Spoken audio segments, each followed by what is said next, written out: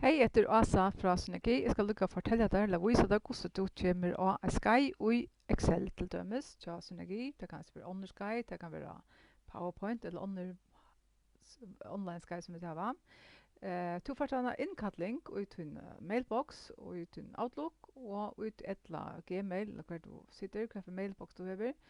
Og her, ut til innkallingen som ser noe lunta således ut, ruttla bara nyer. Här ska du ruttla in nyer i inkallingen, alltså funta inkallingen. Helt nyast, här ser du en lunch som heter deltag i Microsoft Teams möte ettla det sender ganska en skån, det kan vara. Ta du skall lotaka, ta du så klar att lotaka så skall du, eller klarer att lotaka så skall du klicka och deltag i Microsoft Teams möte. Klicka till och så först heter fram, hej, nu är för vi att komma och skaja och så sörst en jeg har Teams av minnar telte, tog åpna seg beinleis i Teams.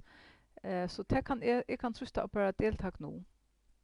Så lotet jeg langt av skajnen, til jeg kommer undervisningskjøsene gi fram her, og for å fortelle deg hva du skal gjøre. Til jeg nå er det hvis jeg trusta å deltak nå.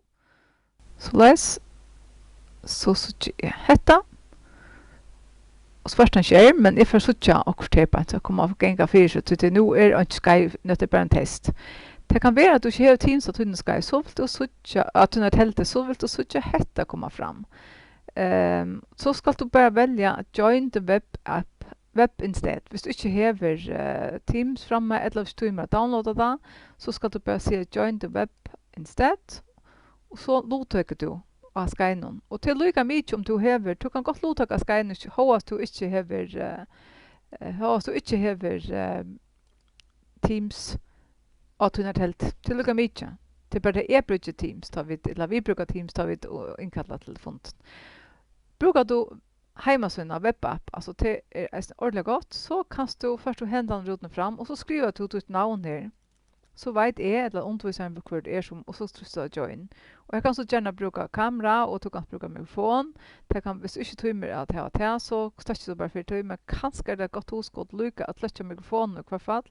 Tog att det kan vara och stöjer och ofta har vi det så att man kommer att skaja så är mikrofonen slökt och så tar du så spyr man också så tänder du mikrofonen och stötter den att du det. Det annars hvis man har mikrofonen från alla tydna så ödla mikrofonen alla tydna från så vill det ödla stöjer eller kan riskera om man hör böten och man hör omkring skrampla vid en lördag att han för så det är bäst att ha mikrofonen slökta. Bara klicka här och så join. Jeg gleder meg å sitte det til akkurat neste. Og nå skal jeg. Bye.